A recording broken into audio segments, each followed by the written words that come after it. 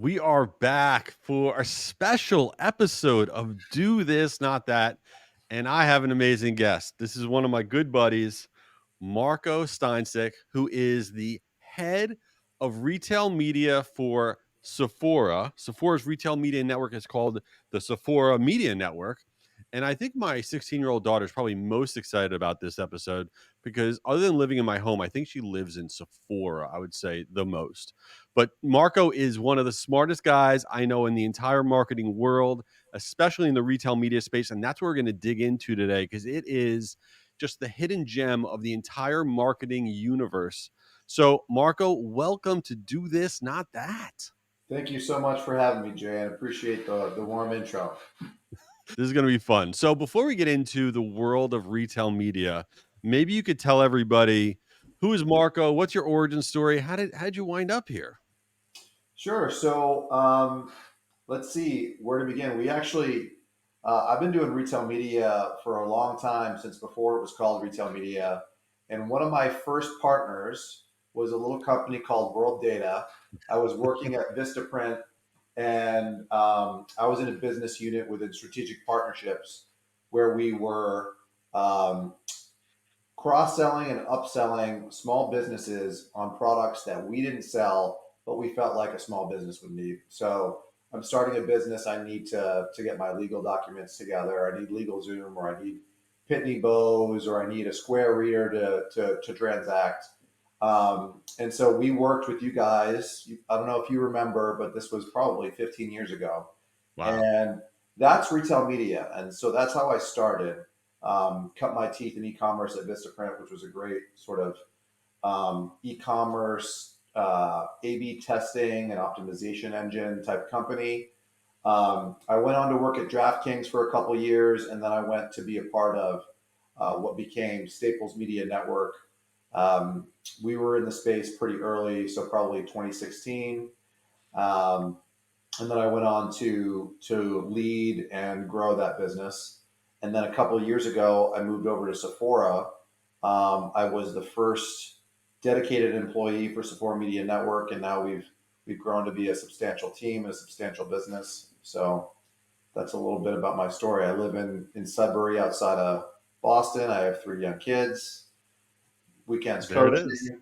That's the that's the 30-second on me.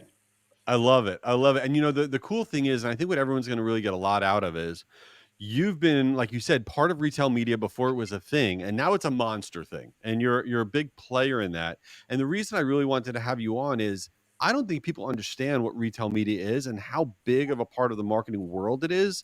So for everybody listening in, when I keep saying retail media, like what is it? Like how are there are lots of websites, retail media businesses? What is retail media? So I'll start with what it is from a retailer point of view. So you know, retail, the business model is you buy it at wholesale, you mark it up, you sell it at retail. That's your product margin. That's how you make money.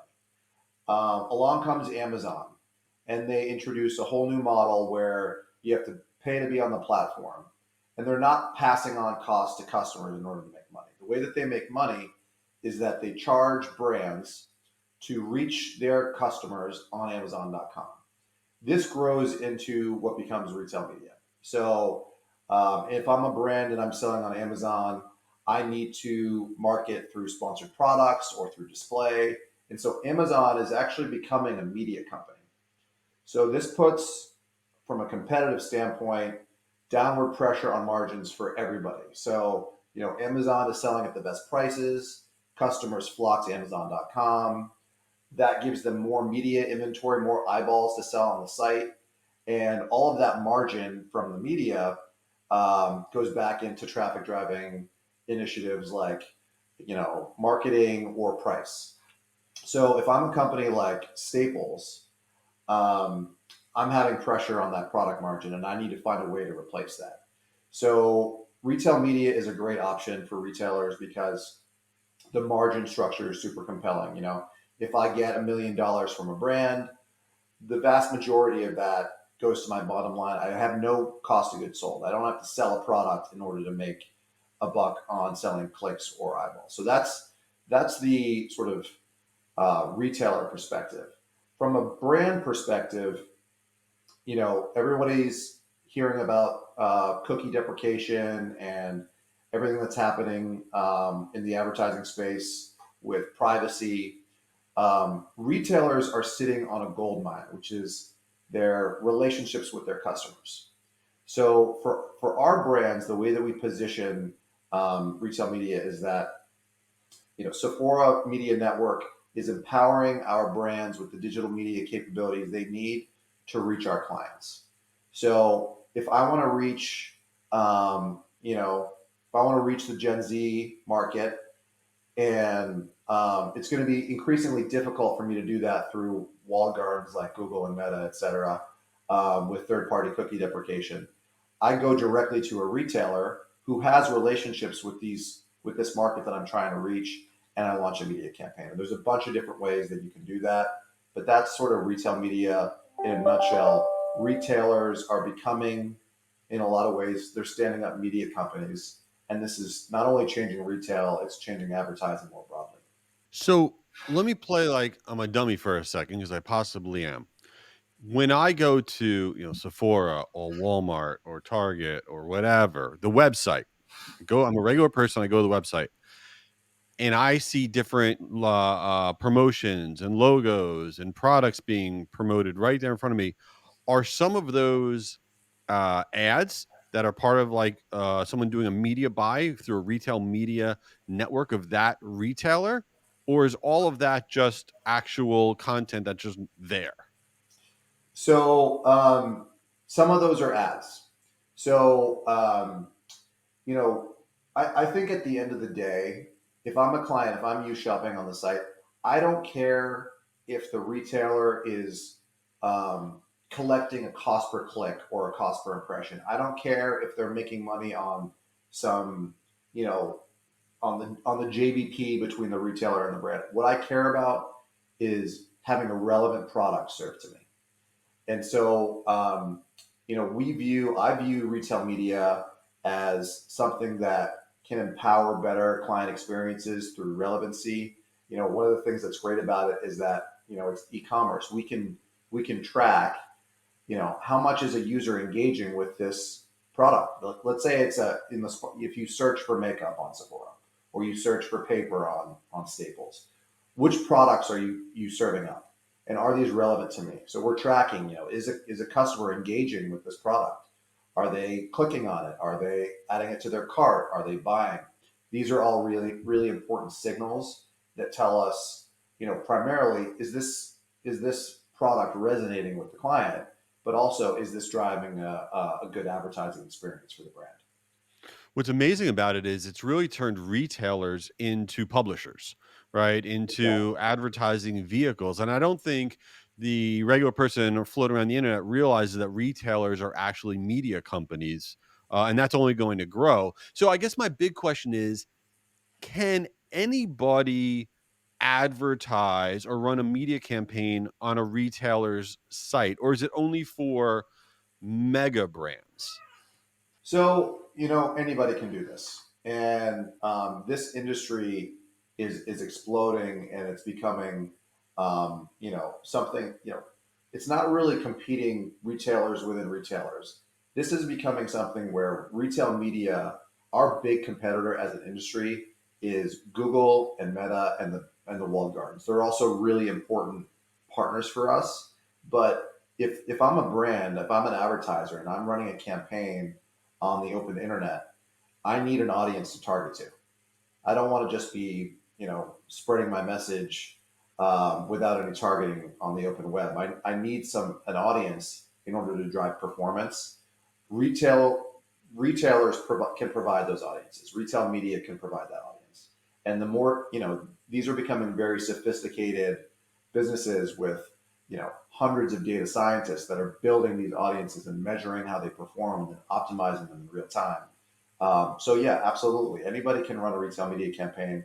And it's also not just sort of like open web um, display or, it could be paid search. You can run retail media campaigns in Google through AdWords. You can run retail media campaigns on Meta through, stories and whatever else. you can run retail media campaigns in direct mail and email. So if you're trying to get a list of clients, if you're a makeup brand, you're trying to get a list of clients to target to for an email campaign, who better to talk to than a makeup beauty retailer? Or same thing for office products when we were at Staples. So I think you're actually an expert in this. You've been doing this for a long time. The channels might be a little different, but from an audience perspective, retail media is just another way to get a really compelling audience offer in front of an audience that's ready to transact, because the retailer has that direct relationship with the end client. Yeah, and I would encourage everyone, whatever category you're in, to look at the biggest retailers in your space and look for their media kits or the retail media networks, because when an individual, a buyer, goes to any retailer website, they're in buying mode. Okay, so it's the best possible time to have your ad vehicle in front of that person because they're looking to spend some money. So that's amazing. This is really, really helpful. So let's get into the portion of this podcast which is ridiculous. It's called Since You Didn't Ask. So Marco, you mentioned that you got a bunch of little kids. You have like 14 kids. Now I think you have 3. And so here's my big question to you. What what what TV show are your kids watching that you actually like watching? Like, what is the best kid show right now? I feel like you're an authority on this topic. So we do TV time 5 to 6 every night. People might judge. Everybody's got their own perspectives on screen time. Um, it's a really good question. I don't know which one I like. I don't Which one I do you don't dislike the really most? like any of them, to be honest. Um, Are you like a there's a Peppa lot of Pig I've type got guy? so I've got 2 7-year-olds and I've got a Okay. 4-year-old. So I got to find something that everybody likes. There's a lot of Paw Patrol going on right Oh now. yeah. Oh yeah. There's a lot of PJ Masks going on. We like Nice. we like movies too, so there's a lot of Disney movies. Moana was huge for us for a while. Then obviously we went through Huge. our Frozen phase where everybody's my son's dressed up as Elsa. Fine. So no, I'd say I like the movies. I haven't found a show of theirs that I particularly like yet. Now, when you go, will you actually go? Like, will you go to like Kung Fu? Is that what it is? Kung Fu Panda 4? Will you be at the theater seeing that? We went to Frozen 2. That was I think that's the only movie that we've been to in the theater, which we went to it twice. They loved it. Um, they really like the Kung Fu Panda. I think we watched the first 2. I didn't even know there was a third, so I have There's some a catching up. 4th coming out. What's wrong with you? I gotta catch up. I gotta watch the third, and maybe we'll go to the theater for number 4. Oh my god, I couldn't take it. It's just too much. I used to watch Peppa Pig. That was pretty solid. I think the pig had a British accent.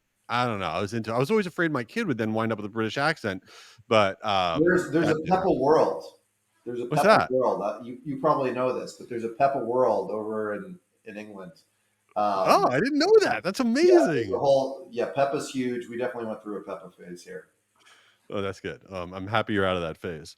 Well, this has been incredibly helpful to everybody. Listen, everybody needs to go and follow Marco. We're going to put his LinkedIn in the show notes. Super smart dude, always sharing great stuff. Marco, anything else? How else should people get in contact with you, or is LinkedIn the best place? LinkedIn is great, and yeah, I would encourage folks that are not familiar with retail media to get familiar. This thing is growing really quickly. Um, Amazon has been the big player, but there's now, I feel like every month there's another 10 retail media networks popping up. So, I'm super passionate about this industry. I feel like it has the potential, like I said, to not only disrupt how retail is done and provide savings and better experiences for clients, but also disrupt the entire advertising industry. So, thank you, Jay. Thanks for having me. Love the work that you guys do here. Appreciate that, man. All right, awesome having you on. Thanks everyone for checking it out. We'll see you next time.